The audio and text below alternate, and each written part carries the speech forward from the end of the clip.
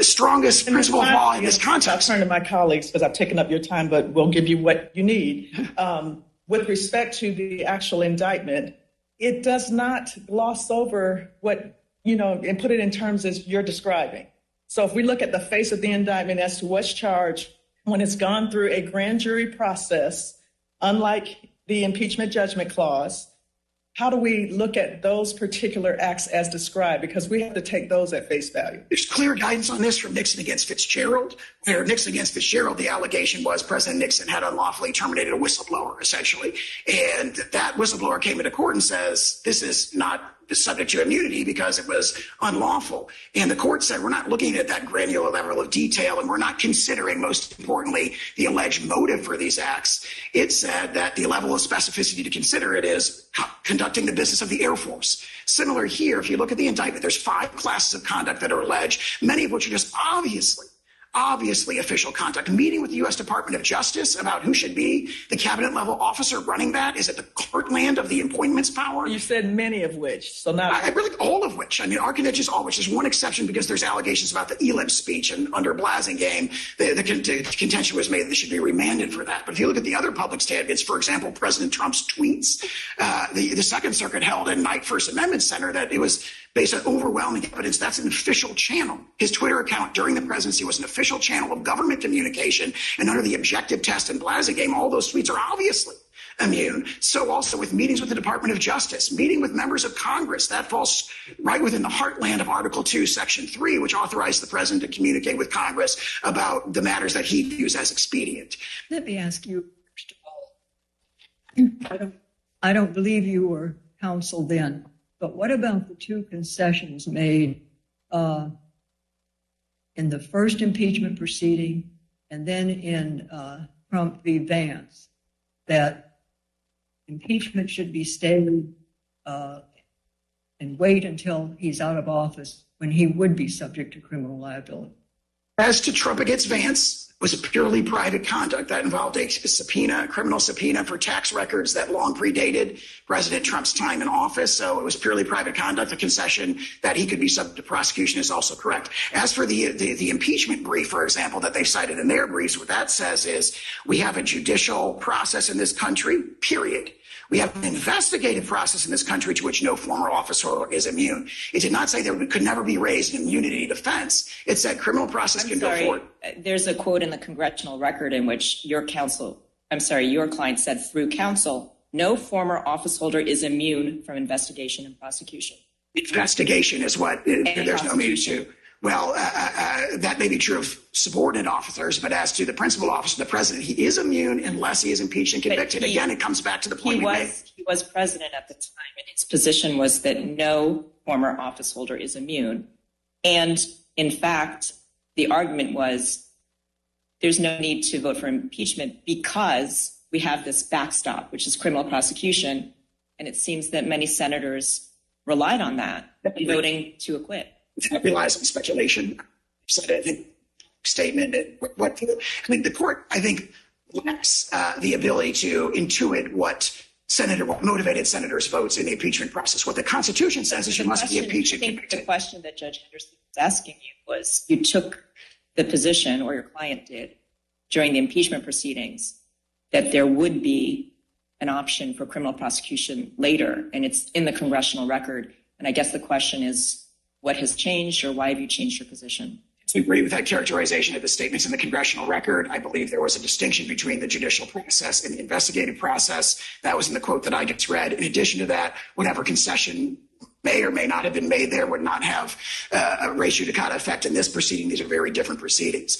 And again, the notion that no one is immune from the judicial process and the judicial process should go forward is fully consistent with the notion that defenses, including presidential immunity, which again is rooted in the separation of powers, could be raised in those processes. So the notion that there could be a criminal process and then defenses like this could be raised in that process is I think, pretty straightforward. There's no concession that there's no such thing as criminal immunity. There's no concession in those proceedings that what the district court in this case did, the very kind of astonishing holding that no president is criminally immune from prosecution is just, I think it's not there in the congressional record. Let me go back to Marbury versus Madison. and you isolated that one sentence. Isn't it true that the progeny of Marbury versus Madison has distinguished between discretionary official acts and ministerial, by which they mean imposed by law, and that it's the latter one in which he can be held liable. And I want you to address both U.S. v. Johnson and the Commonwealth of Virginia, because the first one deals with the speech and debate clause, and the Supreme Court said, in essence, lop off all of the evidence dealing with the speech and debate. He can still be prosecuted, that is, that congressman, for, I think it was conspiracy to defraud the U.S. or something. And then in the Commonwealth of Virginia, you had the judge who had been charged with a crime under which you could not discriminate in picking jurors based on race. And my reading of that case is that the language that you isolate in your reply brief, that it could just as easily be done, that is the choosing of the jury, a ministerial act by someone on the street. To me, that means when you have a duty that is imposed by law, picking a jury, they said was ministerial, imposed by law. Whether you're the man on the street, whether you're the president, whether in that case you're the judge, you can be held criminally liable. And that's how I read, if not Marbury, the progeny. That is, you can't stop an official act. You have to say, was it a discretionary official act or was it a ministerial? I agree with that characterization of Marbury. I think that distinction is present in Marbury itself. And I think what I would respond to that is to say, first of all, that extension has never been extended up to the president, and for good reason, because for over 200 years, the courts have held we can't sit in judgment over the president's official acts under any circumstances. So, for example, Mississippi against Johnson. No, we don't have any criminal. That's correct. It's never arisen until this case. That is absolutely correct. But if you look at every civil context, what they've said, you keep in mind that what Chief Justice Marshall says is never examinable.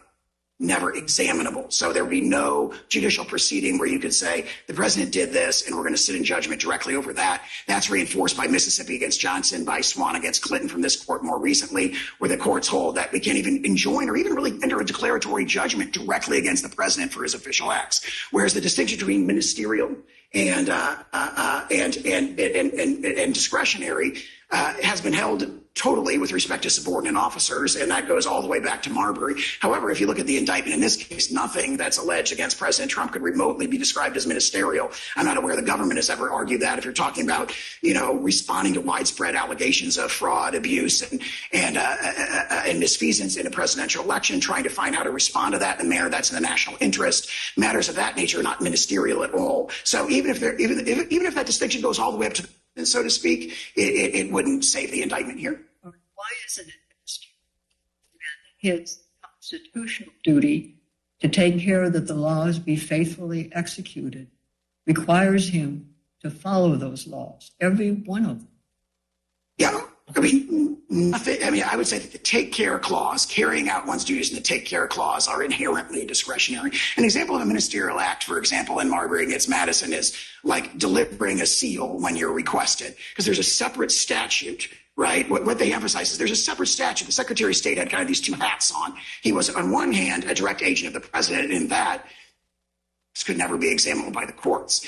On the other hand, the original statute had imposed all these like purely ministerial duties that had to do with record keeping and delivering documents. Like if you got a land deed that's got a seal on it and a person asks for it, where there's no discretion at all. When you're talking about the take care clause, there's no statute that could impose on the president a mandatory duty to engage. I mean, the notion that when the president's meeting with the Department of Justice, for example, saying, hey, we should investigate and enforce federal fraud statutes, the notion that that's ministerial strikes me as insupportable. Well, I think you're missing what I'm asking, which is, I think it's paradoxical to say that his constitutional duty to take care that the laws be faithfully executed allows him to violate criminal laws. Now, we're at the motion to dismiss stage. The government has charged the specific criminal laws. We have to assume they're true. I mean, my response to that, I think, would be to emphasize what Chief Justice Marshall said in Marbury, which is that they can never be examined by courts. That naturally includes a criminal proceeding. But I thought you agreed with me that we've gotten beyond Marbury in the sense that official acts has been subdivided into discretionary and duty-bound or ministerial. And in the ministerial or duty-bound, at least with respect to even legislators and judges, they have been held criminally liable. And that's in the face, at least with respect to the legislators, of an explicit constitutional privilege. Yeah, I don't view United States against Johnson and even Ex parte Virginia as resting on the ministerial versus discretionary distinction. I think what Johnson says is, it doesn't say, hey, when you were doing these other things, they were ministerial. What it says is these were not legislative acts, right? And so it draws a distinction between legislative and non-legislative acts. So also I think that's the right reading of Ex parte Virginia. They go on to say judicial act. And notice the argument that picking a jury, I don't even believe they use the word, to my recollection, ministerial. They say that because they were criminal acts. They were criminal acts. Picking the jury based on race is a criminal act. And whatever Johnson did, I think it was the very same statute, fraud against the United States, that is before us today.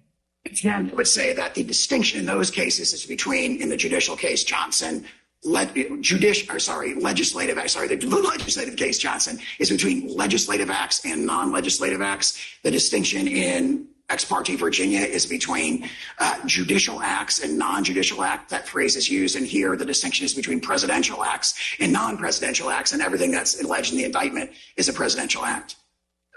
Your Honor, I see. I think. Go ahead. May I? There are a number of precedents or cases in which the Supreme Court has reviewed actions by the president.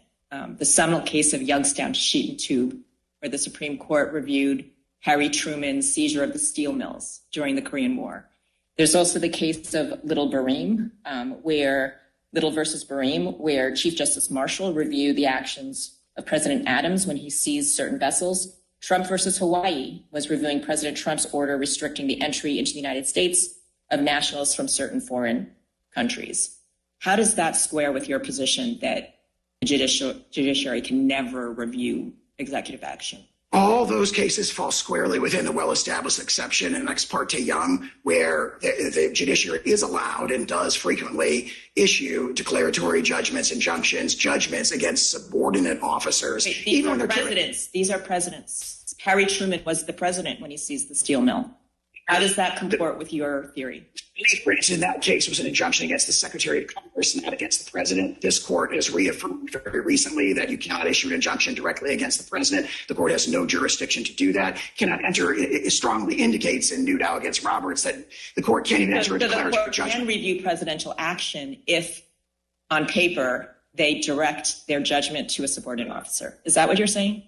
Because these are presidential actions. The court can definitely enjoin the actions of subordinate officers that violate the Constitution. That is Ex parte Young. All the cases fall within I'm asking you a different question, because these are presidential decisions, presidential actions, and you're saying that the court can review presidential actions as long as, when they issue the judgment, they issue it to a subordinate.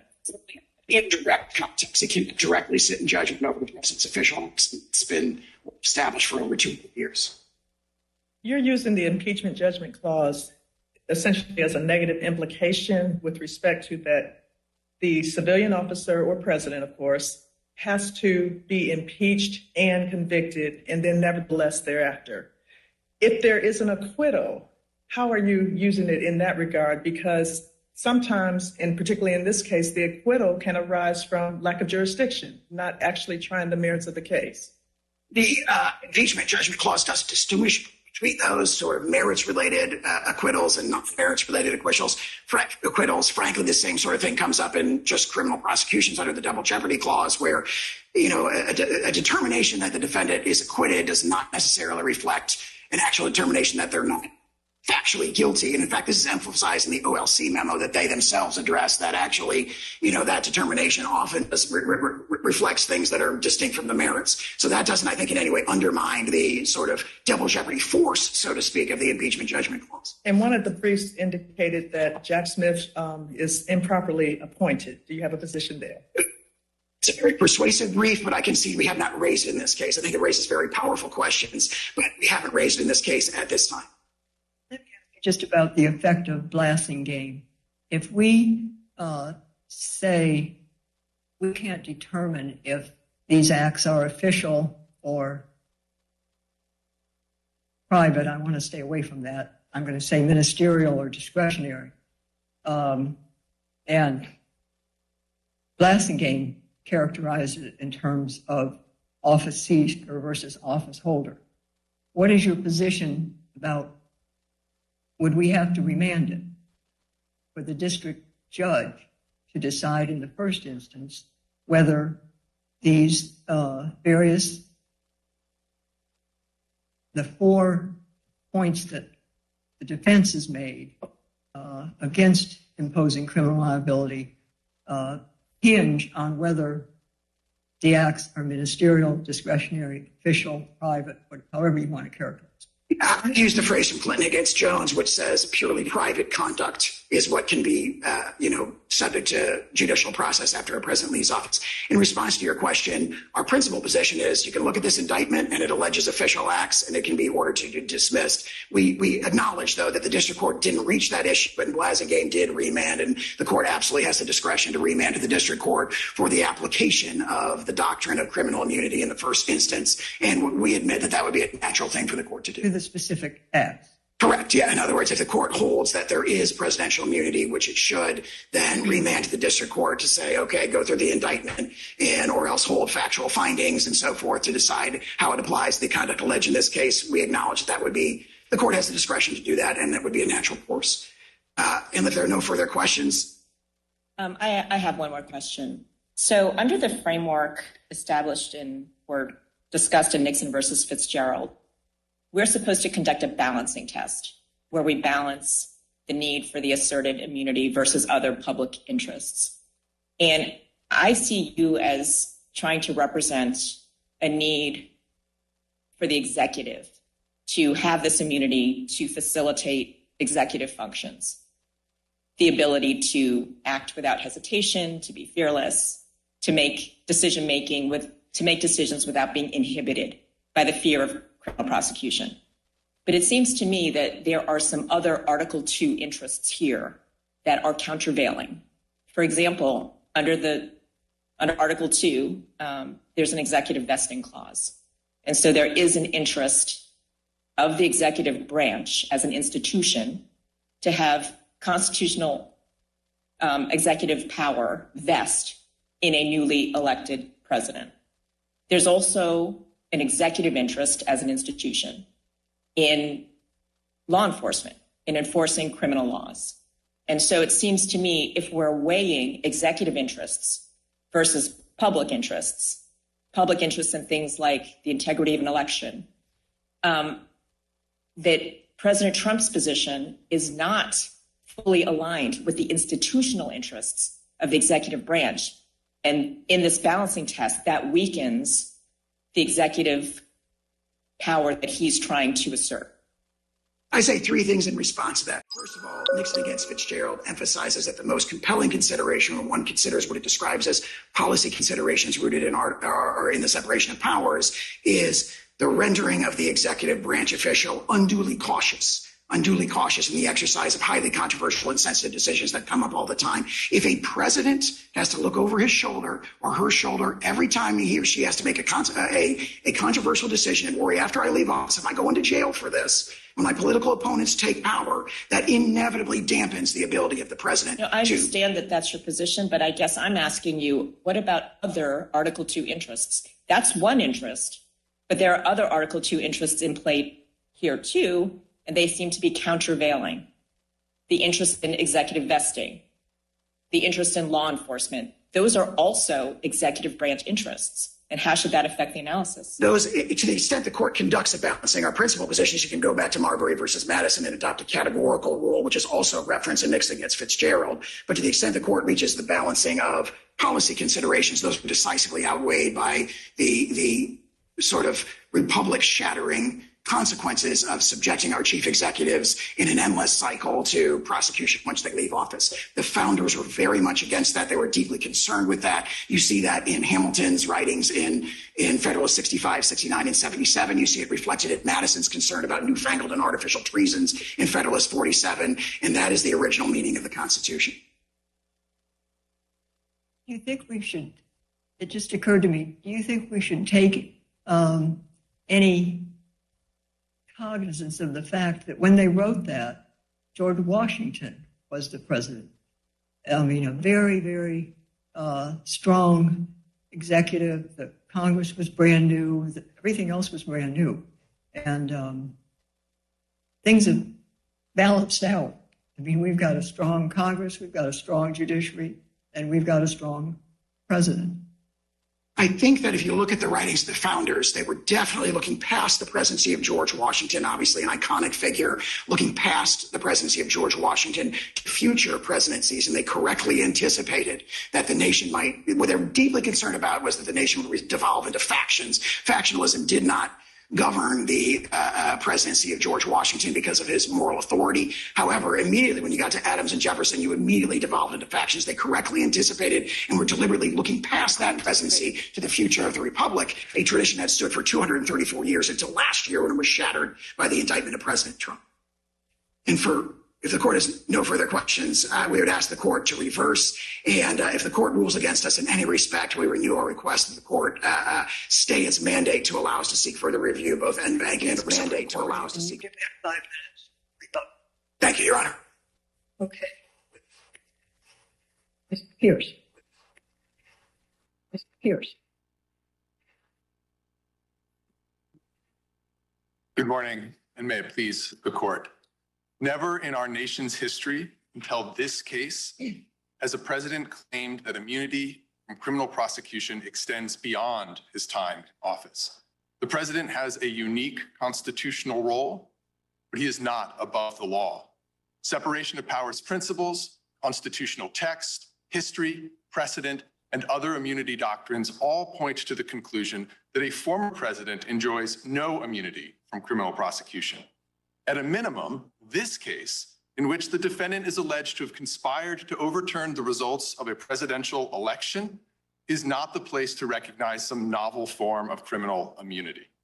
Now, I want to start with jurisdiction, as Judge Childs raised. It is our view that the court has and should entertain both claims before it.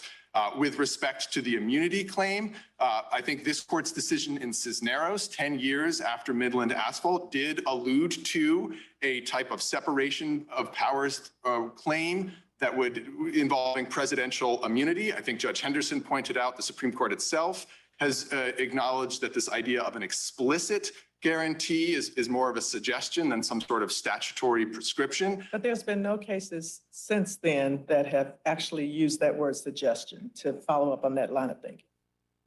Within the Supreme Court, I don't believe there have been cases, but certainly this court in Cisneros, as well as in cases also post Midland Asphalt, like Rose, Rostenkowski, and Durenberger, have recognized that this type of a separation of powers claim, when you're talking about immunity, is something for which a collateral order, appellate jurisdiction on a collateral order theory is available. And there are also other circuits, I think it's 1st, 2nd, and 10th, that keep following that line of thinking with respect to Midland's Asphalt.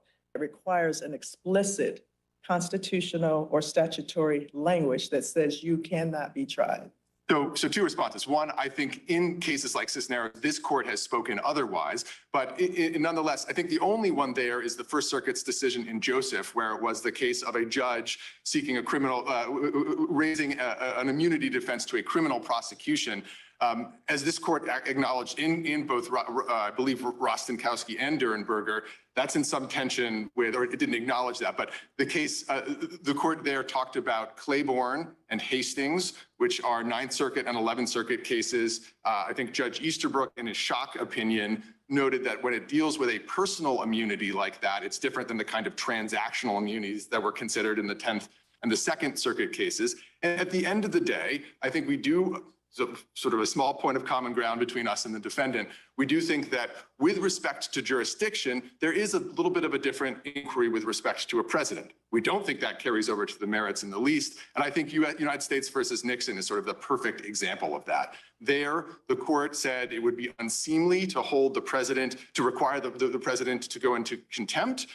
Nonetheless, reaching the merits, of course, rejected President Nixon's absolute executive privilege claim and required that the— You don't see a distinction on the civil versus criminal context, because the cases I'm referring to are civil, criminal cases. So I don't, and Rose said as much here when talking about civil and criminal with respect to speech or debate. And again, I mean, I know this Nixon versus Fitzgerald is a civil case, and we strongly disagree that it should be applied here for many of the reasons that Judge Pan set out. But I do think with respect to the immunity, again, given the language in Rose, that would supply basis for this court to entertain the immunity claim. But Now, why aren't you taking the position that we should dismiss this appeal because it's interlocutory? Doesn't that advance your interests? Our interests are twofold. One, as in United States versus Nixon, it is doing justice. And then a second is indeed to move promptly to satisfy and vindicate the public's and the defendant's interest in a prompt resolution of this trial. But doing justice means getting the law right. And it's our view that even if a dismissal on jurisdiction might move this case faster, actually empirically that's hard to know, we just don't think that's the right analysis here on either immunity or the second claim. So we have a line of cases, including Kramer versus Gates and American Hospital Association versus Azar. It says that we can assume hypothetical statutory jurisdiction and reach the merits of a case. Statutory jurisdiction being distinct from Article III jurisdiction, which we could never assume because that implicates the power of the court to act. So if we had discretion to reach the merits versus just dismissing this case under Midland Asphalt, which I think is a strong precedent, which suggests that this appeal is interlocutory and does not fall under the collateral order doctrine. How should we determine how to exercise that jurisdiction about whether or not we should reach the merits? So I think in the American Hospitals decision, the 2020 decision, the court said the formulation was something like, we're doubtful as to our jurisdiction, but nonetheless, invoking the line of cases you've just described, went on to decide the merits. We would urge the courts to do the same here, even if it entertains doubts with respect to the jurisdiction. Yes, hypothetical statutory jurisdiction is available under the law of the circuit. The court should use that to reach the merits. But doesn't that lead to a hypothetical decision and an advisory opinion?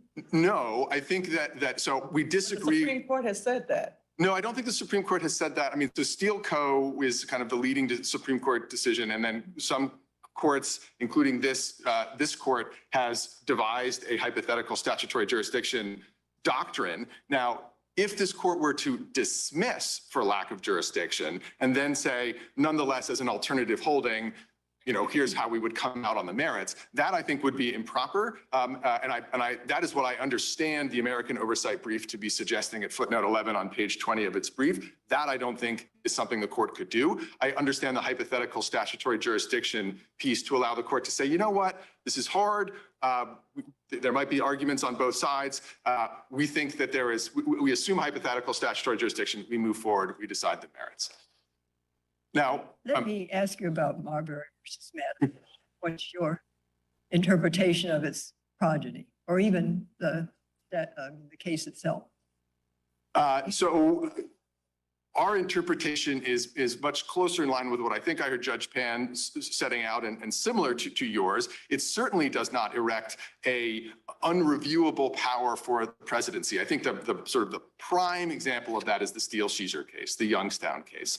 That was President Truman closing the steel mills. That was the court coming in and reviewing that. We see that all the way through to the present. And so it's hard to see any world in which the court just says, you know, we can't intervene here. We do see, I accept the court's, Judge Henderson, the distinction between sort of ministerial and discretionary acts. Compliance with the law is not some sort of discretionary call, right? It is something that I fully endorse or agree with the idea of the paradox of a president, on the one hand, having the Article 2 take care responsibility, and on the other hand, sort of seeing the law as compliance with the law as optional. Let me switch and ask you, how do we write an opinion that would stop the floodgates? Your predecessors in their OLC opinions recognize that criminal liability would be unavoidably political. So a couple of responses. For one, of course, that was with respect to a sitting president. I think the analysis is extraordinarily different with respect to a former president, which OLC in that very same, I'm sorry. But not with respect to being necessarily political. Well, I think there is a political process which is impeachment, and we can talk about that, but there is a legal process which is decidedly not political. And that is a process which has the kinds of safeguards that a couple of members of the court here have already referred to. We're talking about prosecutors who follow strict codes and who are presumed to act with regularity, grand jurors, Pettit jury eventually, and this court sort of standing, Article 3 court standing above it. But I also want to push back a little bit against this idea of a floodgate. At least since the Watergate era, 50 years ago, has there been widespread societal recognition, including by presidents and the executive branch, that a former president is subject to criminal prosecution. And Nixon was not about private conduct. Nixon was about, among other things, using the CIA to try to interfere with an FBI investigation. He then accepts a pardon, understanding that after having resigned, right? So again, I think that also undermines this impeachment first argument. After Nixon, we then see a series of independent and special prosecutors investigating a range of different types of conduct. You saw independent counsel Lawrence Walsh in the Iran-Contra affair. That's an example that the defendant invokes in his reply brief. In chapter 27 of that report, the independent counsel assumes that President Reagan is subject to prosecution and says, but we didn't get there evidentiarily, right? There were not that we thought there was some sort of immunity. And that has continued through to the present. And so this notion that we're all of a sudden going to see a floodgate, I think again, the careful investigations in the Clinton era didn't result in any charges. The fact that this investigation doesn't reflect that we are going to see a sea change of vindictive tit for tat prosecutions in the future. I think it reflects the fundamentally unprecedented nature of the criminal charges here. Never before has there been allegations that a sitting president has, with private individuals and using the levers of power, sought to fundamentally subvert the democratic republic and the electoral system. And frankly, if that kind of fact pattern arises again, I think it would be awfully scary if there weren't some sort of mechanism by which to reach that criminally. In your brief, you raised some sort of lesser immunity potentially applying. Want to speak to that? I do. We don't think that's comes into play here. I think the point was, in some sort of more challenging cases, it might be that where a president is operating under extraordinary time pressure, has to make a very difficult kind of national security type of decision. You know, do I go in and commit this kind of, do we order the drone strike under these circumstances? You know, a president will often have a cadre of lawyers to advise him or her. The lawyers say, Madam President, we'll get you a memo in 2 months. That's not going to be enough in that situation. If there were a drone strike, civilians were killed, that theoretically could be subject to some sort of prosecution as murder. I think that might be the kind of place in which the court would properly recognize some kind of immunity. But that is, of course, nothing like what we've got here. I sort of take the former official's brief discussing the vesting clause to talk about the kind of the nature of charges when they focus on, again, subverting the electoral process. At a minimum, there should be no type of immunity that covers that. So are you saying it should be a case-by-case balancing in each case, whether there's immunity, or how does this work as a legal standard? So we think that it should just be, as the district court held, a finding. There is a balancing under Fitzgerald, right? That's our view. You start with this question: what are the burdens against the presidency, and what are the interests to be furthered? The answer to that question under Fitzgerald, we think that the burdens that my friend talks about on the other side are overstated. I'm happy to describe why. We think the interest in the public's interest in on an ongoing criminal prosecution means that there should be an across-the-board rule that a former president is indeed subject to criminal prosecution. What I'm describing in response to Judge Child's questions is, in a particular case, might there be some extraordinary circumstance where a former president could invoke an immunity? Maybe. I don't think the court has to reach that there. I think the court could write an opinion that reserves and says, based on the nature of the allegations, which we take as true, there is no reason to recognize that here. And so I don't think it needs to be a case-by-case analysis, but I think the court can reserve that type of question to the extent it gives one pause about a president in future situations. To that end, can you answer the question I posed earlier to your opposing counsel about, are we to look at the broader question that was dealt with by Judge Chutkan with respect to presidential immunity, absolute immunity for no criminal prosecution of official acts, versus looking at this indictment and accepting as true the allegations that it brought there, or both? So we have a strong preference that the court adopts the former view and looks at the question in the way of, as the district court did, which is to say, based on questions of separation of powers, of constitutional text, history, precedent, is there in fact immunity for a former president? We think the answer to that is no, for of course all of the reasons we put in the brief, and I'm happy to sort of address here. Candidly, I think if the court gets to that second question, there are some hard questions about the nature of official acts. And frankly, as I think Judge Pan's hypothetical described, I mean, what kind of world are we living in if, as I understood my friend on the other side to say here, a president orders his SEAL team to assassinate a political rival and resigns, for example, before an impeachment? Not a criminal act. President sells a pardon, resigns, or is not impeached? Not a crime. I think that is extraordinarily frightening future, and that is the kind of, we're talking about a balancing and a weighing of the interests, I think that should weigh extraordinarily heavily in the court's consideration. Let me ask you about the effect of Blassingame. What is it? How does it either bind us? How is it persuasive for us?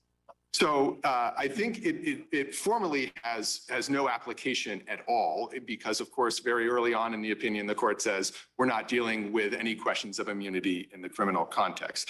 I tend to agree with my friend on the other side that in many respects, it does reinforce the nature of the Fitzgerald civil outer perimeter standard. It says you don't look at intent or you don't look at purpose.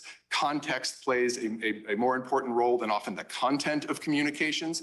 I think that the significant change, of course, is the acknowledgement of the looking at a president, whether that president is acting in his or her role as office seeker or office holder. But again, to go back to my response to Judge Childs' question, although that would change the nature of whether may change the nature of whether certain things are or are not official acts in the indictment, we just think that's entirely the wrong paradigm to use. We think under Fitzgerald, in fact, that would be inconsistent with Fitzgerald's reasoning, and also just irreconcilable with the nature of how criminal law works. I mean, to say that we're not going to take account of motive or intent, there are plenty of acts that every day. I mean, for example, if I were to encourage someone not to testify at trial because I wanted to go on a hike with that person, it's not a crime. If I were to encourage someone not to go on a hike because their testimony at trial, encourage them to skip their trial testimony because their testimony was going to incriminate me, it's the same underlying act. And now when you map that on to the presidential context, you come up with some of the frightening hypotheticals where as long as something is plausibly official, even if it involves assassinating a prominent critic or a business rival, that would seem to then be exempt potentially from criminal prosecution. We certainly wouldn't concede that if that's the world we need to live in. I think we would advance plenty of arguments below, but we really, but those arguments themselves would create satellite litigation that are an additional reason not to go down this route.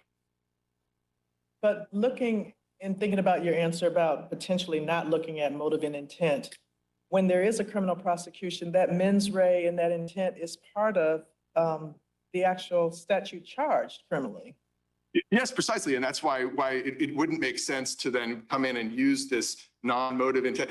As I understand how Fitzgerald outer perimeter standard might work, it could say those types of official acts, official conduct, that is something from which the president is immune. You don't ever get to that second question of, well, did that person act then with mens rea? Can we prove it beyond a reasonable doubt? Because it is at least under a theory where it's not available at trial, then there's no way to reach that conduct. When we're looking at this indictment, though, back to Judge Henderson's question about the use of Blassingame, some of the acts are same or similar, and there was direct discussion of it in that opinion as determining whether it was office seeker versus office holder.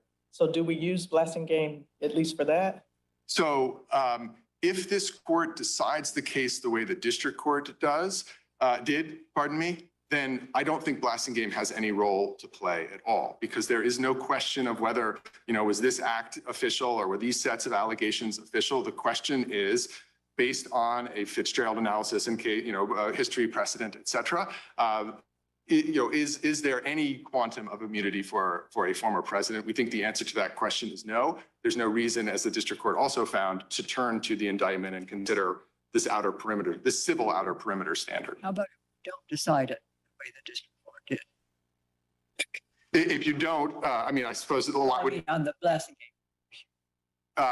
So there are a lot of different ways this court could not decide it that way. I think to pick up on my response to Judge Childs, we certainly stand by our view in the brief that some substantial number of allegations would fall outside of an outer perimeter, and that I think is enough to affirm. I think either parties are urging the court at that point to then send, of course, the case back to the district court. I think that then would create a series of challenging questions that I mentioned earlier.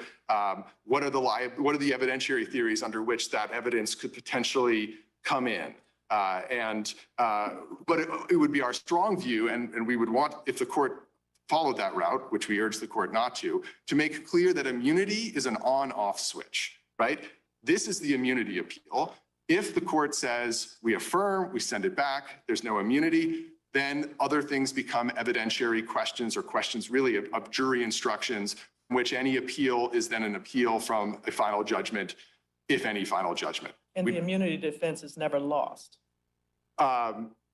Well, I don't think it's immunity at that point. I think this court will, in what I've just described, will have said there is no immunity. There may be some types of other challenges as evidence comes in at trial. But again, I think that would lead to this extraordinarily complicated litigation that is not the top line reason, but certainly among the reasons why the court should not go down that path.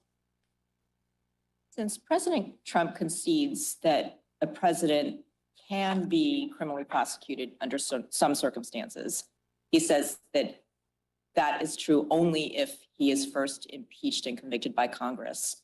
Do you agree that this appeal largely boils down to whether he's correct in his interpretation of the impeachment judgment clause? That is, if he's correct that the impeachment judgment clause includes this impeachment first rule, then he wins. And if he's wrong, if we think the impeachment judgment clause does not contain an impeachment first rule, then he loses. So I think that's basically right. I mean, the defendant's theory over the course of this litigation has evolved a bit. And I think now before this court, I understand the argument to be principally sort of the principal submission to be, as you've just described, this, what we call in our brief, the conditioned precedent argument, that there is only liability, criminal liability for a former president if that president has been impeached and convicted. And that is wrong for textual, structural, historical reasons, and a host of practical ones, one of which I'll start with, again, to just amplify the point. It would mean that if a former president engages in assassination, selling pardons, these kinds of things, and then isn't impeached and convicted, there is no accountability for that individual. And that is frightening. Now, to go back to some of the textual and historical and structural, my friend on the other side sort of suggests this is what the founders were talking about and this is what they were worried about. I think that's entirely an inaccurate representation of the founding era history. There's basically no discussion of the impeachment judgment clause, which I take the defendant's principled textual argument to be. What the impeachment judgment clause did was two things, as the district court described, right? It constrained the sanctions that Congress could place on an impeached and convicted officer, not only a president, any kind of officer, to removal or disqualification. And then it made clear that that impeachment did not impose some sort of preclusive bar on subsequent criminal prosecution. You would think that if there was this kind of impeachment first requirement, impeachment and conviction first, you might actually find something somewhere in the sources, the framing, the convention in Philadelphia, the ratification discussions, early history. There was nothing of that. We've cited certain things in our brief from James Wilson, from Edmund Pendleton, from Representative Dana that say this. Justice Story. I don't hear the defendant to offer anything other than, well, Hamilton. All that Hamilton was describing was the undisputed point here that a sitting president can't be subject to criminal prosecution until that sitting president is no longer in office, whether the removal from office is through impeachment and conviction or simply the end of the term. Now, one structural point as well that I just want to quickly make, the district court made this, which is if this rule were right, that would if the condition precedent rule were correct, it would pose significant separation of powers problem of its own. It would basically mean that the executive branch would only be able to prosecute someone if Congress had acted. And there are all sorts of reasons why, of course, Congress won't act.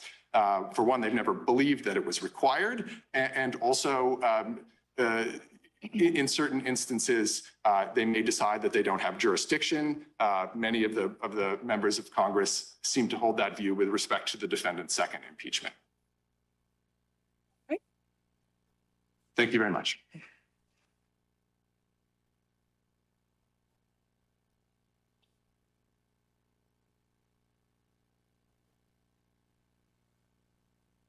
Yes, go ahead. Thank you, Your Honor. And in my limited time remaining, I just want to make 3 points to the court in response to the opposing counsel's argument there. One is that the opposing counsel used the phrase above the law, saying that an immunity doctrine for criminal immunity would place the president above the law. I would just direct the court's attention to what the Supreme Court said in Nixon against Fitzgerald in the context of civil immunity. They described the allegation that immunity sets the official above the law as, quote, rhetorically chilling but wholly unjustified.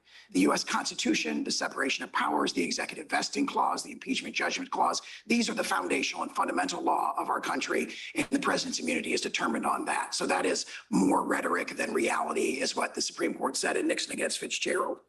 I'd also point out that when it comes to the question of whether or not the indictment alleges solely official acts, the indictment does not allege that President Trump did anything wrong after he left office. So it focuses solely on acts that he took while he was in office, and that's a telling indication that we're dealing with official acts here.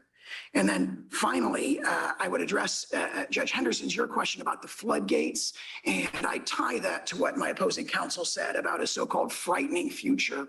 The frightening future that he alleges, where presidents are very, very seldom, if ever, prosecuted because they have to be impeached and convicted first, is the one we've lived under for the last 235 years. That's not a frightening future. That's our republic. What he is forecasting is a situation where the floodgates will be opened. We are in a situation where we have the prosecution of the chief political opponent who's winning in every poll. Presidential election upcoming next year and is being prosecuted by the administration that he's seeking to replace. That is the frightening future. That is tailor-made to launch cycles of recrimination that will shake our republic for the future. If you have the impeachment judgment clause, as you indicate impeachment then Those are conviction. terrific responses. But then the president either resigns, is removed, and then later on is prosecuted for a different crime. Can that happen, or is there immunity there? I'm not sure I understand the hypothetical. Could you say it again? I apologize. Just indicating that if you're resting on that there must be impeachment and conviction, and it's for one set of crimes, but then later on, the president either is removed from office or resigns, and later on, there's a prosecution for something different. Is there immunity for that later crime? Yes, I think that's the better reason. Obviously, it's not presented in this case because we have a close match between the conduct, the underlying conduct or transaction occurrence that's alleged in the articles of impeachment, of which there was an acquittal, right? Which is the strongest case for double jeopardy, and between the facts alleged in the indictment. But if there were like an unrelated prosecution, Because yeah. you just made a statement about he's only being prosecuted for crimes while in office. And so that's why I'm asking about leaving office and then thereafter being prosecuted for something different. To be under the plain text of the Constitution, the best reading would be he has to be impeached and convicted for the thing that he subsequently prosecuted. So if he were impeached, convicted, and removed from office, and they charge him with another official act that was unrelated to the impeachment, I think that what Chief Justice Marshall says in Marbury would still govern. I think that's obviously it's not presented in this case. The court doesn't have to decide it, but that'd be my answer. So I just want to confirm, your position is if President Trump had been convicted after his impeachment trial on incitement of insurrection, if he'd been convicted, then this prosecution would be entirely proper. Which I would say that if you were impeached and convicted for the same and similar conduct, then that would authorize a subsequent prosecution. Obviously, we have many other issues with this prosecution. Is that a yes? So I do. Because I think you said in your brief that impeachment for incitement of insurrection is based on the same or related conduct as that which is in the indictment. Said that. Yes, yeah, I agree with that. So if he had been convicted by the Senate, then this prosecution would be entirely proper, correct? Well, I would not phrase it that way because there's lots of other problems with this prosecution that we've raised You still have to extensively to go the district through- court. He could Well, be prosecuted. for Under that. the impeachment judgment clause, if he had been convicted by the Senate when he was impeached for incitement of insurrection on same or related conduct as what's in the indictment, then this prosecution would be properly brought. There's a prosecution could be properly brought. This prosecution, which has tons of other problems with it. I just want to be very clear about that. I'm not making any concession that this prosecution is. All right, let me try one more time. Under your interpretation of the impeachment judgment clause, if President Trump had been convicted when he was previously impeached on same or related conduct as that which is in this indictment, the government could properly prosecute him for that same or related conduct. Yes or no? Potentially, provided they qualified with all kinds of other legal doctrines that are violated in this case. So I admit that. I'm only prosecution could asking be- you under your interpretation of the impeachment judgment clause, Love always delaying. is that proper? Is that allowed? And I stand on my prior answer. I think we're agreeing. I understand there might be other reasons why you would challenge this He's prosecution. badgering I'm him. saying, based on your interpretation of Pan. the clause, this prosecution would be properly brought. Again, I would not say this prosecution, be very clear about that. But it's a prosecution based on same or related conduct. This prosecution, which has many other issues related to it, what I would say is that the impeachment judgment clause authorizes the prosecution of a president who's been impeached and convicted by the Senate, which President Trump All right, has not. make it a hypothetical. Say a president was impeached and convicted on a charge of incitement of insurrection that is under the same allegations as a criminal indictment. He's convicted. Then the She's government could bring a Potentially restricting prosecution the for the same Department or of related Justice, however, conduct, though, because correct? then Don't disagree that would with that. require That's Jack Smith correct. to get And permission then from the Senate That before means that the pursuing any conduct prosecution. that's same or related, even if it's official, he could be prosecuted for it, correct? You're convicted. That's my Correct. answer. Okay, That's, thank you. that's how But I my would answer it. question goes to after the fact, and the reason I say that, even though you're challenging that these actions are only occurring while president, the district court's decision was that there is no presidential immunity from prosecution for official acts. It doesn't put a time frame in there. And so that's why I'm going to beyond your investigation, your prosecution might not come until later. after the president has left office. So are you telling us that we are limited to a time frame in answering this question? I think the time frame is set forth by Chief Justice Marshall against Marbury against Madison when he says never examinable by the courts. So unless there is that That's a good one answer. gatekeeping incident that has to occur, which is impeachment and conviction, the official acts, the court has no jurisdiction to review them under the separation of powers and the executive vesting clause. But that also assumes that an impeachment proceeding occurred. If there is not one, because we discussed earlier that not all officials go through that process. Absolutely. That's a judgment call as to whether that process would even be brought. I would say we have two arguments that reinforce each other. So if there's no impeachment ever and no conviction, then the official acts are immune, period.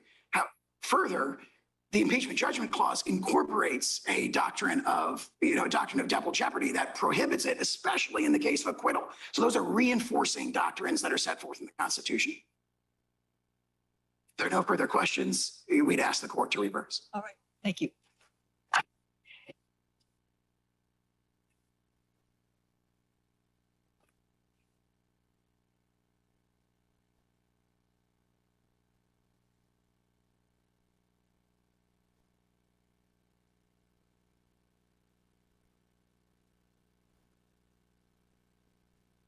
All right. Apparently that's it. Today, a three-judge panel from the D.C. Circuit Court of Appeals heard oral argument in United States versus Donald Trump. The case focuses on whether former President Trump is immune from prosecution for his alleged role in the January 6th attack on the U.S. Capitol. If you missed any of this oral argument, there's we will two, air it tonight Obama judges at on 9 this Eastern panel, on C-SPAN. Childs And you can and watch Pan. anytime on the free C-SPAN Now app or online at cspan.org. And then they put Wednesday, Henderson on the panel first because she was appointed by Reagan.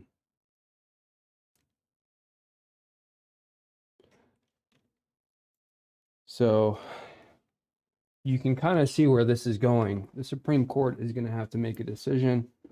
Now, there's a strategic issue involved here related to the timing in the election and trying to delay this as much as possible. But if I had to guess, I would say it's going to be a 2-1 panel vote here, where the two Obama judges say that President Trump does not have immunity, and then Henderson, the lone Reagan-appointed judge, says that President Trump does have immunity and dissents from the majority. And then this is probably going to get taken into an en banc appeal, and the entire DC Court of Appeals will have to weigh in. Will take another, month and a half. And then that decision will get appealed to the Supreme Court. And knowing how liberal the DC Circuit is, my guess again would be that the Supreme Court is going to ultimately make the final decision on this. And, obviously the government would appeal any adverse decision anyways. So we will see what happens. I'm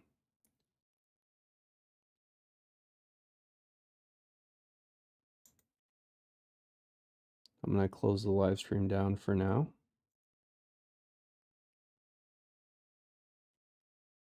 See ya. Thanks for watching Command H.